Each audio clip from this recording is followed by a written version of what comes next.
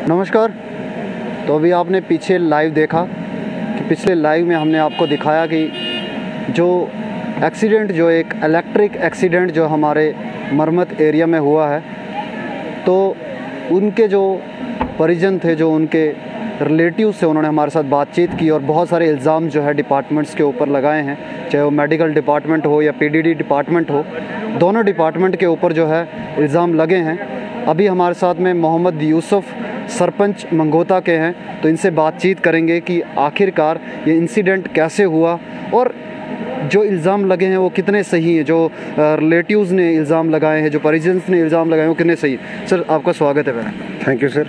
तो मुझे बताइए, जो इंसिडेंट हुआ कब जैसे हुआ और जो इल्ज़ाम रिलेटिव्स ने लगाए हैं डिपार्टमेंट्स के ऊपर, वो कितने सही हैं। सर, इल्ज़ाम नहीं है, ये हकीकत है। जो लोगों ने कहा ये बिल्कुल हकीकत है कि ये लड़का 3-4 साल से डिपार्टमेंट के साथ काम करता था। जब भी कहीं हम कहीं डिपार्टमेंट को फ़ोन करते थे, एक्शन साहब हो गए या एडब्ल्यू साहब, जे साहब, जब भी हम फ़ोन करते थे कि लाइट नहीं है, आप थोड़ा इसको लाइट को देखिए, वो बोलते थे लड़का आ जाएगा, इसाक है वहाँ, वो काम करेगा। दोनों पंचायतें मंगोता ए और बी में यही लड़का काम करता था।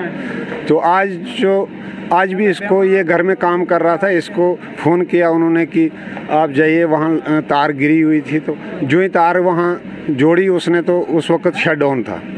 जो ही तार जोड़ने के लिए चले गए, उन्होंने लाइट छोड़ दी पीछे से लड़के की। वहाँ शॉट आई लड़के को, तो वहाँ से हमें वहाँ एम्बुलेंस भी मौके पे, वहाँ तो बदकिस्मती से हमारे पास एम्बुलेंस तो है नहीं अवेलेबल। तो यहाँ हमने फिर प्राइवेट गाड़ी में उसको यहाँ लाया और यहाँ आके भी हमें एम्बुलेंस यहाँ नहीं दिखी। अभी यहाँ ये जो एम्बुलेंस दिख रही है यहाँ, ये अभी कोई 5 मिनट पहुँची। ये भी अबावील की एम्बुलेंस है, जेएमसी। आप देख सकते हैं कि जो है ये एम्बुलेंस अभी आई है। अबावील की एम्बुलेंस जो है उस डेड बॉडी को उठाने के लिए, ये एम्बुलेंस अभी आई है, अभी से पहले यहाँ पे नहीं थी। और सरपंच साहब, मुझे ये बताइए कि जो लाइट है, कहीं ना कहीं उनको धोखा नहीं दिया गया। उसी डिपार्टमेंट के साथ काम करते थे और उन्हीं का काम कर रहे थे, लोगों के लिए काम कर रहे थे, जो है लाइन ठीक कर रहे थे, और पीछे जो है लाइट छोड़ना एक धोखे का काम नहीं। सर, बिल्कुल धोखा है ये। उस लड़के को घर से बुला के लिया और फिर वहाँ जाके उन्होंने जो ही उसने तार जोड़ी और पीछे से लाइट छोड़ दी और लड़के को शॉट आ गई और लड़के की वहाँ मतलब बिल्कुल बेहोश पड़ा हुआ था। वहाँ से हमने गाड़ी में, प्राइवेट गाड़ी में लाया, जो ही रास्ते में लाया और बदकिस्मती से उसकी डेथ हो गई। क्यों लगता है आपको कि अगर टाइम पे यहाँ पे पहुँच जाते तो शायद वो बच सकते थे? बिल्कुल सर, अगर हमें मौके पे उस वक्त टाइमली अगर एम्बुलेंस मिल जाती, तो मौके पे अगर उसको उठाया होता इधर, तो टाइमली इधर यहाँ हॉस्पिटल में पहुँचा होता, उम्मीद हम करते हैं कि उसकी जान बच जाती। और भी परिजन ने ये भी कहा कि मेडिकल डिपार्टमेंट जो है, मेडिकल डिपार्टमेंट के अंदर जो है इलाज सही तरीके से नहीं हुआ। अगर यहाँ पे टाइम से हम पहुँच भी गए थे, लेकिन यहाँ पे डॉक्टर नहीं है, यहाँ पे कोई जो है यहाँ पे कोई मेडिकल सुपरिटेंडेंट हमारे पास नहीं आया टाइम पे। अगर टाइम पे आया होता तो शायद बच जाते। सर, यही तो बदकिस्मती है, यही रोना रो रहे हैं हम कि यहाँ जब यहाँ पहुँचे, यहाँ ना डॉक्टर था, कोई भी यहाँ हमें अवेलेबल नहीं मिला। और फिर देखो बदकिस्मती कितनी है कि जिस डिपार्टमेंट के साथ बंदा काम कर रहा था और उस बंदे की डेथ हो जाती है, और हमने उनको फ़ोन भी किया और वो यहाँ नहीं पहुँचे। और लाइनमैन आए थे? कोई नहीं, लाइनमैन नहीं आया, कोई एक्शन नहीं आया। और एक्शन साहब को हमने फ़ोन भी किया, वो बोलते हैं कि हमारा बंदा ही नहीं, वो हमने किसी को काम पे नहीं लगाया हो। अच्छा, वो अभी मुकर ही गया अभी बात से? बिल्कुल जनाब, वो बिल्कुल साफ इनकार कर गए कि हमारे पास ये बंदा काम ही नहीं करता था। देख सकते हैं आप। और सर, ये मैं कहता हूँ कि मेरे सामने वो आते, चाहे वो एक्शन हो, एडब्ल्यू हो, जेई हो, लाइनमैन हो, कोई भी हो, जब भी बात होती थी, जब कहीं लाइट जाती थी, पंचायत में कोई प्रॉब्लम आती थी, जब भी मैं फ़ोन करता था डिपार्टमेंट को, डिपार्टमेंट बोलता जनाब वहीं इसाक है, वो काम करेगा। तो तब वो कैसे इसाक बोलते थे? और अभी जब फिर ये इंसिडेंट हुआ, तो अभी जब लाइट गिरती, जब तार गिरती थी, तो तब वो लोग क्यों नहीं आके ठीक करते थे? फिर उसको क्यों भेजते थे? सर, मैं सरपंच हूँ, मैंने तो उनको डिपार्टमेंट को ही बोलना था। मैं जब इनको फ़ोन करता है डिपार्टमेंट को, डिपार्टमेंट बोलता है जनाब वहीं इसाक लड़का, वो आ जाएगा, वो काम वो ठीक करे। और आप किसी भी वहाँ बंदे को पूछिए, पंचायत में आके, 2 पंचायतें वहाँ हैं, मंगोता ए और बी, आप किसी को भी पूछिए कि वहाँ लड़का कौन काम करता था, लाइनमैन किसी ने देखा ही नहीं वहाँ। तो अभी जो है परिजन बहुत डिमांड कर रहे हैं कि अगर हम अभी डेड बॉडी जो है नहीं ले जाएंगे घर, जब तक जो है डीसी साहब यहाँ पे नहीं आते। सर, बिल्कुल ये हमारी डिमांड है और हम यहाँ से हिलेंगे नहीं तब तक, जब तक ना सुबह डीसी साहब और यहाँ डिपार्टमेंट के लोग यहाँ आएंगे, तब तक हम यहाँ से लड़के को नहीं लेंगे। डेड बॉडी हम पूरे उसी डिपार्टमेंट के हवाले करेंगे, वो इधर ही रखेंगे उसके, और उसके बच्चे भी यहीं रखेंगे और उसकी बीवी भी यहीं रहेगी। कितने बच्चे हैं उनके? सर 3 बच्चे हैं और 1 बीवी है, और छोटे छोटे बच्चे हैं, और गरीब घर का लड़का था, और उसको नहीं, गरीबी होगा तभी जाके लाइन पे चढ़ता था ना। गरीब अमीर कौन सा चढ़ने लगा? मुझे ये बताओ, कौन सा लाइनमैन, जो लाइनमैन का जिसका काम था, जिसका पैसे थे, वो कभी आपको लाइन के ऊपर दिखा ठीक करता? सर कोई, यही तो मैं बोल रहा हूँ कि आज तक कोई लाइनमैन नहीं देखा। हमने लाइनमैन जो देखा इसाक ही देखा वहाँ, और ये कोई उसी इसाक की बात नहीं, उस लड़के की बात नहीं कर रहा हूँ मैं। 14 पंचायतें हमारे इलाके में हैं, और 14 पंचायतों में उन्होंने हर जगह 1-1, 2-2 लड़का रखा है हर पंचायत में, और भी बाकी जगहों पे जी। और हम इसीलिए डिपार्टमेंट को सुबह और डीसी साहब को बोल रहे हैं कि डीसी साहब हमें इंश्योर करें यहाँ सुबह कि इस लड़के को कंपनसेशन कौन देगा और कहाँ से मिलेगा, इन बच्चों का रोज़गार जो है वो कहाँ से चलेगा। इसीलिए हम डीसी साहब से मांग कर रहे हैं कि डीसी साहब सुबह यहाँ आएँ। हम आपके माध्यम से उनको बोल रहे हैं कि डीसी साहब यहाँ आए, हमें इंश्योर करें, और इनके जो बच्चे हैं वो किसके हवाले रहेंगे अब, और उनकी जो देखभाल होगी वो कौन करेगा, और जो बाकी लोग जो और काम कर रहे हैं और पंचायतों में, और उनकी जान भी हम गंवाना नहीं चाहते हैं। इसलिए हमें या तो उनको घर में बैठाया जाए, या तो उनको जो सैलरी है वो उनको मिले।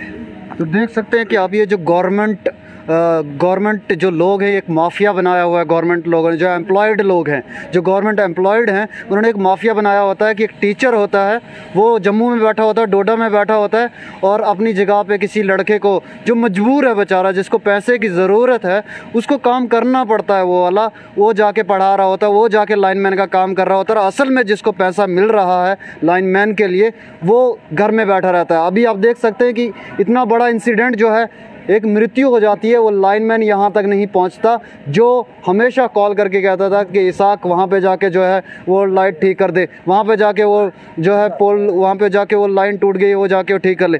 तो और ये किस तरीके से मैं डिपार्टमेंट, पीडीडी डिपार्टमेंट को कहना चाहता हूँ कि हमारी लाइट, हमारे रिसोर्सेज, और आप हमें ही लाइट नहीं देते हो। 3-3, 4-4 घंटे यहाँ पे आप गांव एरियाज़ में कट रखते हो। हमारे सिटी एरिया में आप नया चलन चला है कि शाम के टाइम पर भी, अभी कि 8 बजे, 9 बजे, 10 बजे भी लाइट नहीं होती हमारे सिटी के अंदर, और सर्दियाँ आ रही हैं, सिटी की ये हालत है। तो आप देख सकते हैं कि गाँव एरियाज़ के अंदर क्या होता है। जैसे बारिश होगी, जैसे बर्फ़ हुई, तो गाँव एरिया में, अभी मैं अपने गाँव एरिया की बात करूँ तो वहाँ पर भी, विलेजेस एरिया में हर जगह पर सभी को जो है तैयारी हो गई है कि लाइट यहाँ पर अब टिकने वाली नहीं है, और हमारे रिसोर्सेज हैं, हमारे लोगों को जो है ये बलि का बकरा बनाते हैं, और हमारे लोगों को यहाँ पे जो है इलेक्ट्रिसिटी के कारण मारते हैं। मैं डिपार्टमेंट को कहना चाहता हूँ कि आप जो है बिल्कुल डिफंक्ट है, आपका ज़ीरो काम है यहाँ पे। रिसोर्सेज हमारे लेकर, हमारा चुनाव जो है पुलडोडा उसके पीछे ख़त्म हो गया, पुलडोडा की आबादी ख़त्म हो गई, वो लोग पता नहीं कहाँ कहाँ चले गए, माइग्रेट हो गए वहाँ से। पुलडोडा का प्रोजेक्ट बना, क्या बेनिफिट है हमारे डोडा डिस्ट्रिक्ट को, क्या बेनिफिट है हमारे जो रूरल एरियाज़ को। अभी भी जो है यहाँ पे एम्बुलेंस नहीं है, अभी भी जो है यहाँ पे चीज़ें नहीं है, और मृत्यु यहाँ पे हो जाती। बोलना पड़ेगा, कैसे नहीं बोलेगा, और बोलेगा कौन, क्योंकि बोलने के लिए सबके मुंह सिले हुए हैं, डिपार्टमेंट के सभी लोग सोए हुए हैं। इसीलिए यहाँ पे जो हंगामा करना पड़ा इनको, और हंगामा करने के बाद ही जो यहाँ पे पुलिस आई, हंगामा करने के बाद। और ये मैं नहीं कह रहा हूँ, ये उनके रिलेटिव्स ने कहा है कि हंगामा करने के बाद ही यहाँ पर आया, यहाँ पर मीडिया आया, और उसके बाद सब ये लोग जो है यहाँ पर आए, डिपार्टमेंट को लोग यहाँ पर आए, और उसके बाद अभी भी जो है इंश्योर नहीं कर रहे। और जैसे सरपंच साहब ने कहा कि बहुत सारे विलेजेस के एरियाज़ में और भी जो है बच्चों को जो है लगाया गया है, तो एडमिनिस्ट्रेशन अब शायद मुझे लगता है कि अब हरकत में आएगा। लेकिन हम क्यों तभी हरकत में आते हैं जब कोई इंसिडेंट होता है, इससे पहले क्यों नहीं? अगर इससे पहले हम हरकत में आए होते, एडमिनिस्ट्रेशन का जो काम है रियलिटी का वो किया होता, तो शायद अभी किसी इसाक का जान नहीं जाती। तो हम इंसिडेंट के बाद ही क्यों जागते, पहले क्यों नहीं जागते? इससे पता चलता है कि हमारी एडमिनिस्ट्रेशन जो है डिफेक्ट है। जी सर, वहाँ यही एक चीज़ नहीं है। अगर आप इलाके में आओगे, वहाँ तार जो है पेड़ों के साथ बांधी हुई है, अभी तक पोल वहाँ नहीं है। नहीं, आप सरपंच बने हो, आप जब गए थे घर घर, आपने यही बात बोली होगी, लाइट देंगे, रोटी देंगे, कपड़ा देंगे, मकान देंगे, यही 4-5 नारे लगते हैं हमारे एरियाज़ में। आप सरपंच बने हो, वो पाइप, वो जो तारे जो हैं पोलों के साथ लगी, तो आप क्या कर रहे हो इतने टाइम में, और आपने कहाँ कहाँ आवाज़ उठाई? मुझे बताओ, आप कब किस मीडिया वाले के पास पहले गए कि हाँ जी वहाँ पे ऐसा है? सर मीडिया के पास तो नहीं गए, मगर रियलिटी, क्योंकि रियलिटी है ना कि लोग जो सरपंच भी है वो भी काम नहीं कर रहे हैं सही तरीके से, पूरा एडमिनिस्ट्रेशन, पूरा सिस्टम जो है डिफंक्ट है। सर यही रोना रो रहे हैं हम। बोलें तो बोले किसको? हमने डीसी साहब को कई बार बोला, एक्शन साहब को बोला कि जनाब हमारी जो परेशानियां हैं, हमने डीसी साहब को कई बार बोला कि जनाब आप हमारे इलाके में आइए, मरम्मत में आइए, देखिए आप हमारे इलाके को भी देखिए, हमारी रोड्स देखिए जैसे पिछले साल वहाँ 17 लोग उनकी जान चला गई थी, तो उसके बाद और एक्सीडेंट हमारे रोड पे हुए। हमने डीसी साहब को कई बार बोला जनाब आप हमारे इलाके का टूर लगाए, हम भी अपनी फरियाद वहाँ लोग आपको सुनाएंगे, हम भी बताएंगे कि हमारी क्या क्या परेशानी है, मगर डीसी साहब ने भी आज तक हमारी मरम्मत को इग्नोर किया है, हमारी मरम्मत की तरफ से कोई नज़रसानी नहीं की है। और बिजली डिपार्टमेंट को हमने कई बार बोला कि जनाब हमें ये पोल तार दे दीजिए, ट्रांसफार्मर दे दीजिए, बोला जनाब है ही नहीं, हमारे पास पैसा ही नहीं है, कुछ नहीं, कहाँ से देंगे, ये हालत है जी। हाँ, पैसा नहीं है इनके पास, बहुत सही बात है, इनके पास कुछ पैसा नहीं है, इनके पास इतना भी पैसा नहीं है कि ये जो है एक इतना बड़ा प्रोजेक्ट बनाते हैं, इतने बड़े बड़े जो है इस प्रोजेक्ट से इलेक्ट्रिसिटी बेचते हैं, इनके पास पैसा कहाँ है? प्राइवेट सिस्टम कर लिया है, लोग कमा रहे हैं, लोग वो कर रहे हैं, इनके पास पैसा कहाँ है? गरीबों के लिए जो है सिस्टम यहाँ पे नहीं है, और ये रियलिटी है कि सिस्टम हमारा पूरा डिफेक्ट है।